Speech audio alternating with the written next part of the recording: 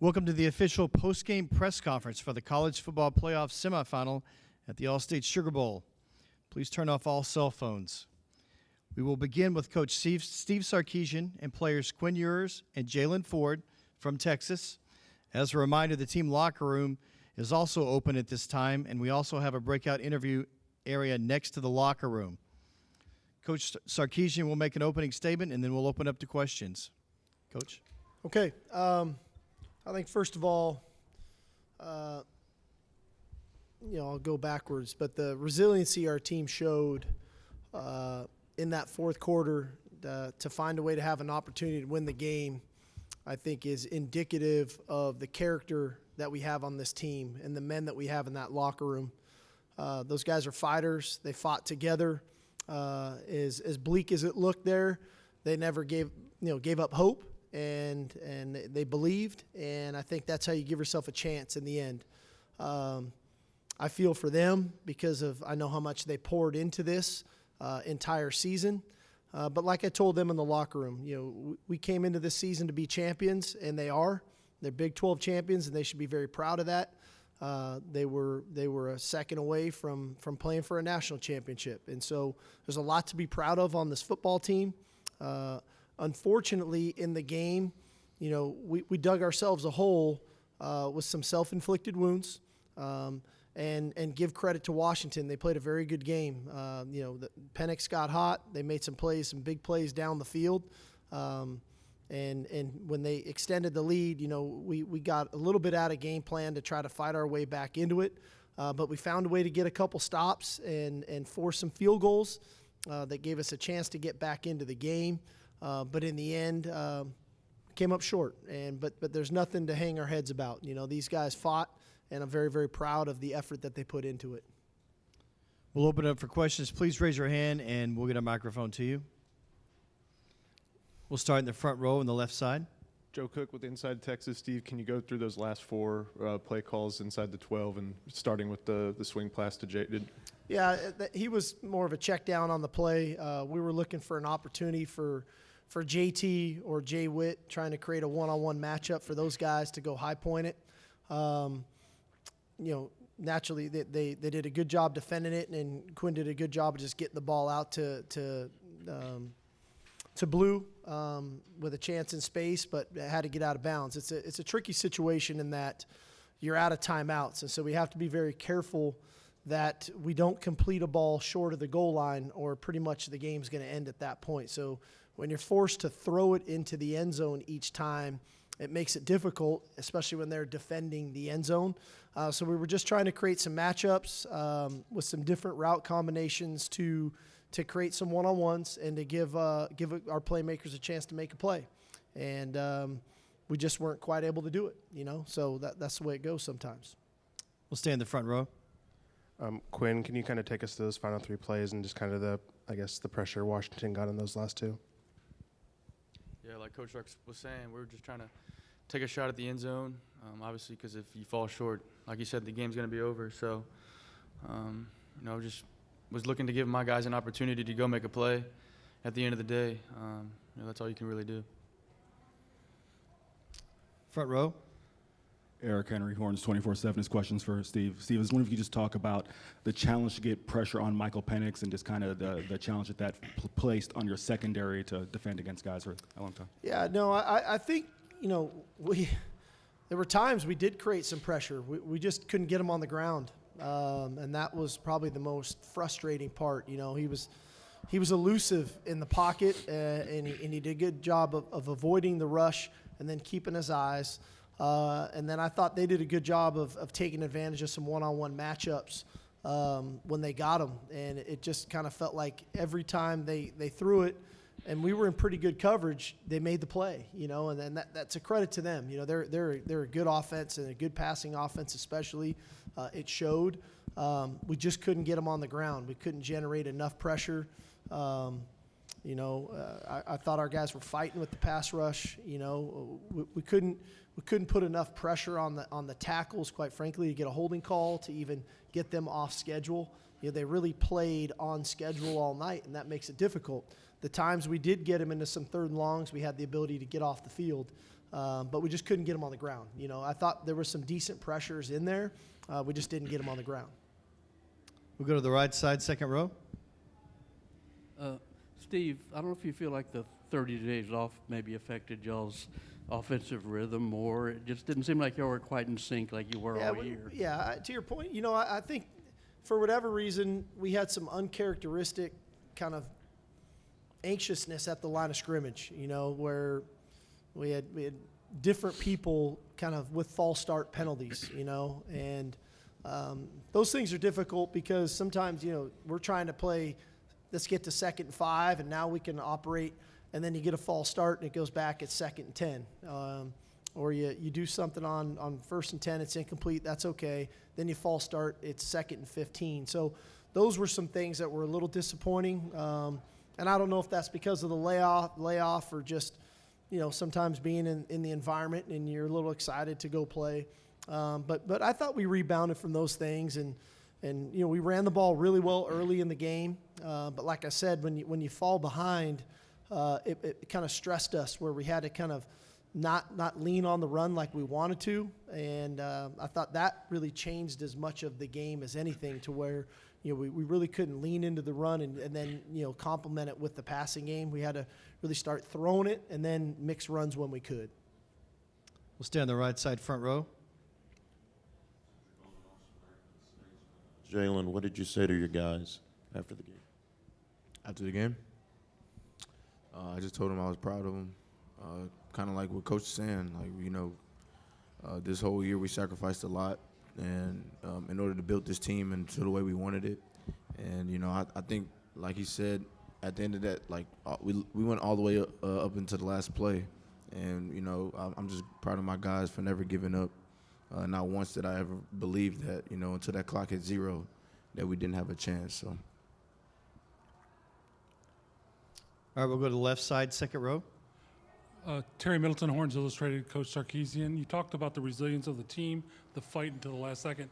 Is this something that you guys practice, or is this just the culture or the character of the team? It's a belief, you know. We push our guys hard. Like I told them in the locker room, this has been a 12-month journey. You know, we started winter conditioning last January, and those workouts aren't always fun, all right? But we're building character in those workouts. It's cold. We go in the morning. We practice really hard. Our practices are demanding. Our summer workouts, when we run in DKR in the afternoon and it's 120 degrees, that's for a reason. It's to build character, and it's to develop the mental toughness and the resiliency. And then we get to training camp and we practice hard. And there's a belief in our style and what we do. And I think it showed this season. You know, there was a lot of games that came down to the wire for us this year. We found a way to win, and we put ourselves in position again tonight to have a chance to win the game. It just didn't happen. But I think that just speaks to the mental toughness that these guys have, the resiliency, and also the connection that they have for one another. That, you know, just like Jaylan said, these guys never lost faith. You know, they believed that we were going to win that game, and it was just how. That was the biggest thing. Is, well, how are we going to do it? And we know we're going to. It's just how. And unfortunately, we came up short tonight. But that's the life of sport. You know, when you get into sport, all you can do is put forth maximum effort in your preparation, get yourself in the right frame of mind, and then play as hard as you can. And in the end, somebody's going to win and somebody's going to lose.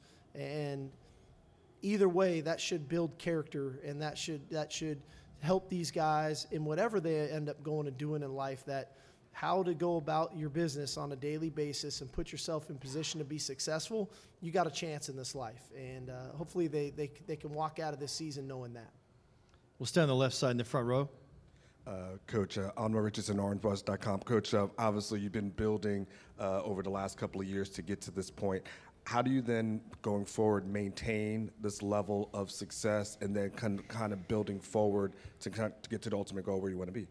Well, I think that we have to make sure that this doesn't just happen, right? It took 12 months of hard work. We have to make sure that complacency doesn't set in. We got to be mindful of that. And then we go right back to the foundation of building the team, like I said, in those things that I discussed, whether it was winter conditioning, spring ball, summer workouts, training camp, culture Wednesdays, all the things that we do, making sure that we still handle our business in the classroom, making sure that we still handle our business in our community, because I think that ultimately, you have to rebuild the character each year of your team. And we have to be mindful that it doesn't just happen. It takes hard work. And I think that there's a lot of lessons to be learned, that the value of that hard work that we put in is the reason that we're in this position. So we're going to have to get right back to it again. We'll go to the right side, second row. Kirk Bowles from the Austin American Statesman. Quinn, it looked like you hit your head on the turf in the first half. I didn't know if you were treated for a concussion or examined for a concussion. And the second part is, why did you feel like it was so hard to get Xavier and A.D. Mitchell involved in the offense more? Yeah, I mean, I hit the back of my head a little bit, got examined, but was cleared, obviously. I mean, you just go out there and try to execute plays and put the ball where you think it's going to go. And it's hard to say why I didn't do certain things. And, I don't like to play the what-if game at all. But we just go out there and try to execute each play to the best of our abilities. And, yeah. Okay, we'll go to the back of the right side. Coach Justin Guzman, Texas Student Television. In the second half, it looked like a lot of the receptions were more in the flat, whereas in the first half, a lot of the plays that Washington had offensively were more down the field. Was that more of a scheme adjustment? Was that just something that they were doing offensively that was putting you guys in some difficult situations? Can you just explain the difference in their first half attack versus the second half attack? It's probably a better question for Coach DeBoer, quite frankly. We try to, obviously, try to protect ourselves a little bit more against the deep ball. And maybe that's the reason the ball was going out to the flat, but I don't know if that was their intent or not. That, like I said, that's probably a better question for him. I'll go to the left side, second row. Quinn, Ted Lewis from the Times-Picayune, New Orleans. I'm not sure if you're aware or not, but a year from now, the winner of the SEC will be here playing host in the quarterfinals. Can you envision Texas being in this position, or does it hurt too much right now to think that far ahead? I mean, I guess I'm a human being and I understand what's ahead, but at the same time, there's a long ways in between here and a year from now. A lot can happen in 365 days. So, but I know that we're gonna work as hard as we can to try to be back, and that's all we can really do is attack the off season the right way, and just continue to build this team to what it's capable of being. All right, left side along the aisle. Andrea Adelson, ESPN.com. Quinn, we can just see the emotion on your face. I don't want to guess how you're feeling, so I was just hoping you could take us through your emotions now as you're sitting here, thinking about how this game ended. Yeah, it's tough, especially losing a close game like this. But, when you take a step back and you look back at the entire season, I'm proud of the way that we attacked each week. And for us to have the opportunity to even play here is just I know the whole team's beyond grateful for this opportunity that we had today. And I think we all played our hearts out. And I don't question anybody's effort in that room, in that locker room at all. But I couldn't be more proud of the way that we attacked this year, because I know most of y'all didn't believe that we would be here right now. So, and we're going to continue to just focus on the opinions inside our four walls and continue to build. Go to the right side. Jeff Howell, Horns 24/7. Quinn, when you guys got down 13, just kind of walk through your mindset, what you were saying to guys to kind of make that comeback, and then for Sark, just evaluate Quinn's performance tonight. Going down 13, I think the biggest thing that we were talking about was just one play at a time. You can't get all 13 points back in one single play. So the small wins turn into big wins. So just trying to get back on track, and I think we did a good job of that. Yeah, I thought Quinn had a really gutsy performance tonight. Thought he utilized his legs extremely well. They were really trying to deploy and match routes and cover people. And when that happened, he found some running lanes to use his legs to extend plays. Thought he made some big time throws at critical moments, especially late in the ball game. Gave us a chance to win. Down 13 in the fourth quarter with not a lot of time left, and we had the ball in the 12 with whatever it was, with a chance to win the ball game. And that doesn't happen unless he's playing his heart out and making some really big time throws for us. All right, thank you. Thank you all. Appreciate your support all year. Thank you.